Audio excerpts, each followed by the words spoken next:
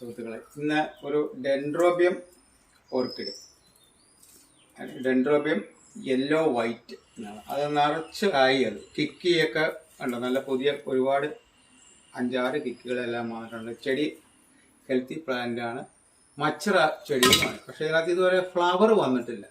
ഒരു പ്രാവശ്യം ഫ്ലവർ വന്നിട്ട് പിന്നെ ഫ്ലവർ വരുന്നില്ല. അപ്പോൾ ഇത് സ്പ്ലിറ്റ് ചെയ്ത് 2ആയിട്ട് നട്ടാൽ കൊള്ളാമെന്ന് ഒരു തോന്നൽ. അതുകൊണ്ട് അത് ഞാൻ സ്പ്ലിറ്റ് ചെയ്ത് 2ആയിട്ട് നടുന്ന ഒരു വീഡിയോ ആണ് ഇന്ന് ഞാൻ കാണിക്കാൻ പോകുന്നത്. നമുക്കൊന്ന് ക്ലീൻ ചെയ്തെടുക്കാം. ആദ്യം ഇരിക്കുന്ന കരിയും അതൊക്കെ ഒന്ന് പയ്യെ ഇളക്കി മാറ്റാം, വേരുകൾക്കൊന്നും കേട് വരാത്തിരിക്കും. കുറേ വേരുകൾ റോട്ടായിട്ടുണ്ട്, അതെല്ലാം നമ്മൾ മുറിച്ച് കളയും. എന്നിട്ട് പുതിയ വേരാണ്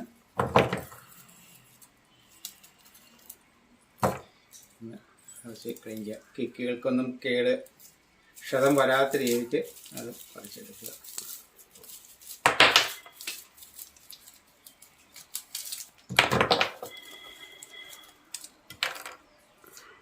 ഇതിൻ്റെ പഴയ വേരുകളൊക്കെ ഉണ്ട്, അതൊക്കെ കുറച്ച് വെട്ടിക്കളയാം. പഴയ വേരുകളെല്ലാം വെട്ടിക്കളഞ്ഞാൽ പുതിയ വേരുകൾ വരുള്ളൂ. ഒരു 10-20 ദിവസം കൊണ്ട് നല്ല വേരുകളെല്ലാം വന്നോളൂ. എല്ലാം പഴയ വേരുകൾ. നമ്മൾ ഞെക്കി നോക്കുമ്പോൾ അറിയാം, നിങ്ങൾ നാര് പോലെ വരും. ഇതൊക്കെ നല്ല ഹെൽത്തി റൂട്ടാണ്.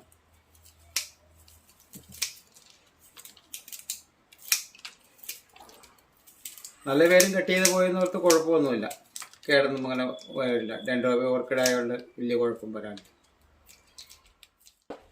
ഈ ചെടി നമുക്ക് 2-3 ആയിട്ട് അതിനെ സ്പ്ലിറ്റ് ചെയ്തെടുക്കണം. അതിൻ്റെ വലിയ തകരാറൊന്നും വരാതെ മുറിച്ചെടുക്കണം. ഇതിപ്പോൾ ഒരു പ്ലാന്റായി, പുതിയ കിക്ക് വരുന്നുണ്ട്.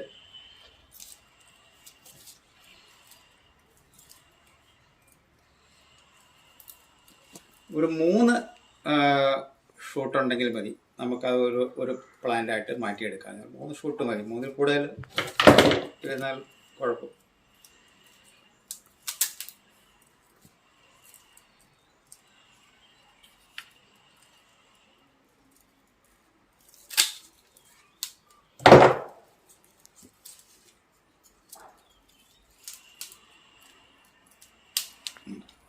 ഇത് 1 ഒരു പ്ലാന്റ്, 2, 3 ഇത് നമുക്ക് നടാനുള്ള ചെടി കിട്ടി. ഇനി ഇതിനെ നമുക്ക് പോട്ട് ചെയ്യാം. അതിനായിട്ട് ഒരു മൺചട്ടി എടുത്തിട്ടുണ്ട്, ഒരു പ്ലാസ്റ്റിക്കിൻ്റെ ചട്ടി. മൺചട്ടി ഇല്ലാത്തതുകൊണ്ടാണ് അടുത്ത് പ്ലാസ്റ്റിക്കിൻ്റെ ചട്ടി. ഏത് ചട്ടിയിൽ നമുക്ക് നടാം. നല്ല എയർ പാസ് ചെയ്ത് പോകണമെന്ന് മാത്രമേ ഉള്ളൂ. അതിനകത്ത് എടുക്കാം. അതുകൊണ്ട് നമുക്ക് ഫംഗിസൈഡിലൊന്ന് കുറച്ച് നേരത്തേക്ക് ഒന്ന് മുക്കി വയ്ക്കാം.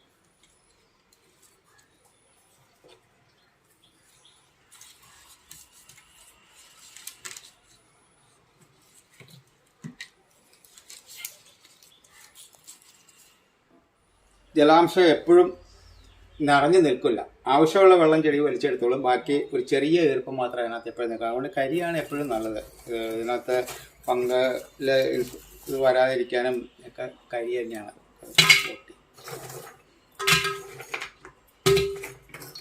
ഒരുവിധം വലിയ കരികൾ ഇടണം. പൊടി കരി ഇട്ട് കഴിഞ്ഞാൽ കൊള്ളില്ല, എയർ പാസേജ് ഉണ്ടാവില്ല.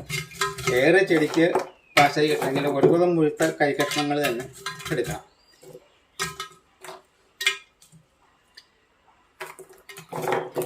ചെടി വച്ച് കൊടുക്കുക.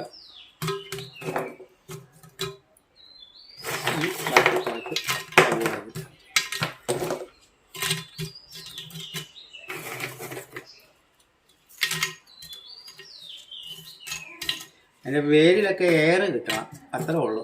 ഒന്ന് ഉറപ്പിച്ച് വയ്ക്കാൻ വേണ്ടിയിട്ട് മാത്രമാണ് കരി മുകളിൽ കിട്ടുന്നത്. കരി കുറച്ച് ദിവസം കഴിയുമ്പോഴത്തേക്ക് ഇത് കരിയിലേക്ക് വേരുകളെല്ലാം വരാനുണ്ട്.